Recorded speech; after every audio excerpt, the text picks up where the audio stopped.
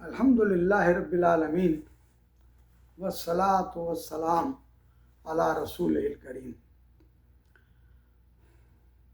اس زمین پر رہتے ہوئے چاروں طرف نظر دوڑائیے، جو چیزیں انسان نے بنائی ہوئی ہیں۔ یہ گھر جس میں ہم رہتے ہیں انسانوں کا بنایا ہوا ہے نا۔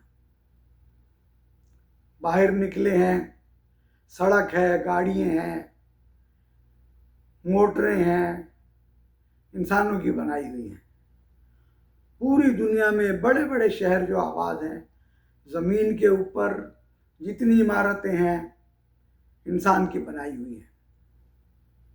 ہوا میں اڑتے ہوئے جہاز، سمندر میں تیرتے ہوئے بحری جہاز، ہوائی اڈے، ایئرپورٹ، بندرگاہیں، سب انسانوں نے بنائی ہیں۔ مگر جتنی چیزیں بھی انسانوں نے بنائی ہیں ان میں کسی میں بھی زندگی نہیں ہے، حیات نہیں ہے ان میں۔ یہ سائیکل جو آپ کے سامنے کھڑی ہے، یہ سائیکل اتنی رہے گی جتنی بنی ہوئی ہے۔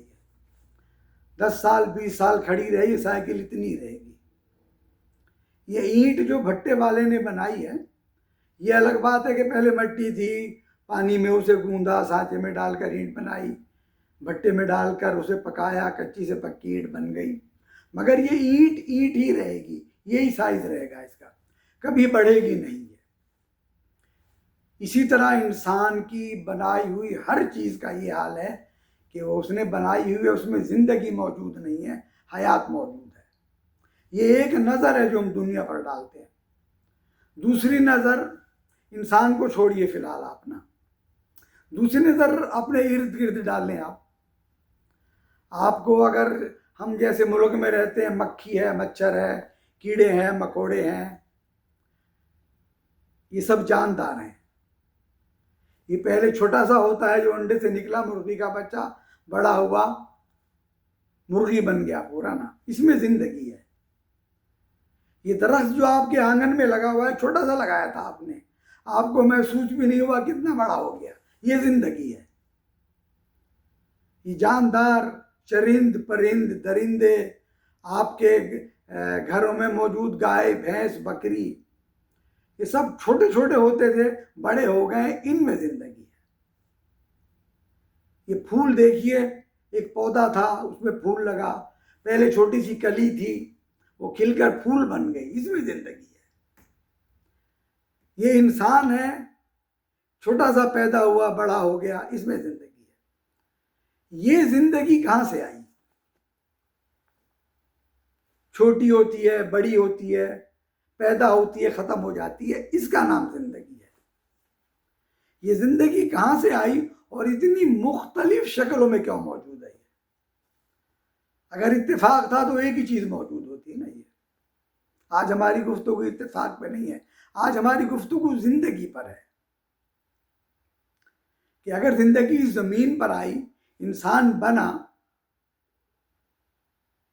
تو انسان تو ایک چیز بن گیا، وہ کس نے بنایا انسان اسے نا؟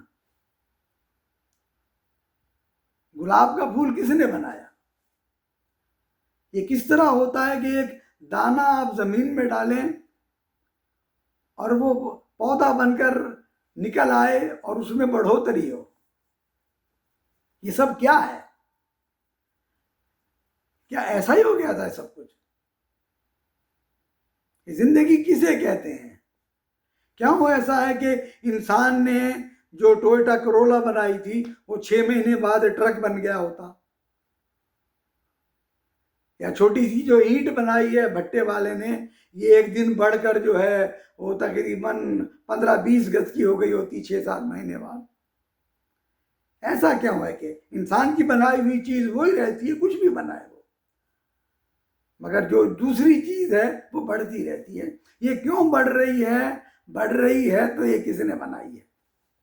میرے بھائیوں، میرے عزیزوں، یہ وہ چیز ہے جسے قرآن تدبر کہتا ہے۔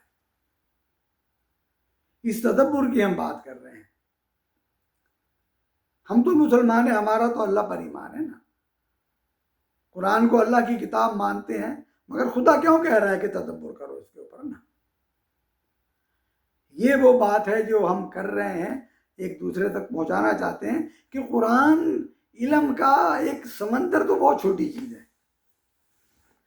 قرآن پتہ نہیں علم کا کیا ہے. ابھی اس سے ہر کسی کو وہی ملے گا جس کو جتنی پیاس ہے.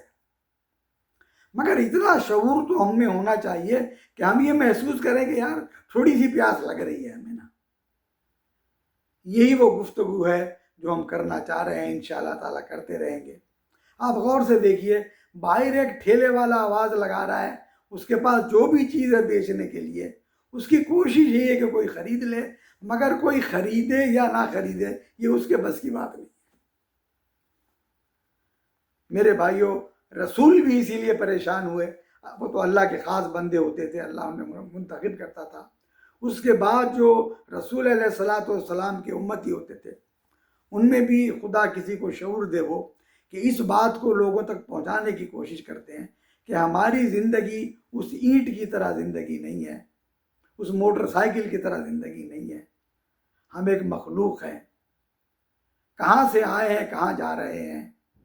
یہی وہ بات ہے جو قرآن ہم سے کرنا چاہتا ہے. اور انشاءاللہ تعالی ہم یہ بات کرتے رہیں گے، سمجھانے کی کوشش کرتے رہیں گے کہ ایک داعی کا بھی کرنے کا کام یہی ہے، اس کی زندگی کا مقصد بھی یہی ہے کہ اللہ نے اپنے فضل سے اسے جو شعور دیا ہے وہ دوسروں تک پہنچائے. اور سننے والوں کا اب یہ اپنی اپنی قسمت ہے نا. جس نے کہا تھا کہ واعظہ اپنی اپنی قسمت ہے نا. مگر انشاءاللہ تعالی ہم کوشش ضرور کریں گے. جیسے وہ ٹھیلے والا آواز لگاتا جا رہا ہے، ہم آواز ضرور لگائیں گے. اب بھائی مرضی ہے کسی کی سنے یا نہ سنے، مگر انشاءاللہ تعالی یہ کوشش جاری رہے گی. یہ تدبر قرآن ہے، یہ انشاءاللہ کوشش کریں گے ہم جو کچھ بھی اللہ نے شعور دیا ہے اس کے مطابق ہم یہ بات کرتے رہیں. وما علینا الا البلاغ وآخر دعوانا ان الحمد للہ رب العالمین.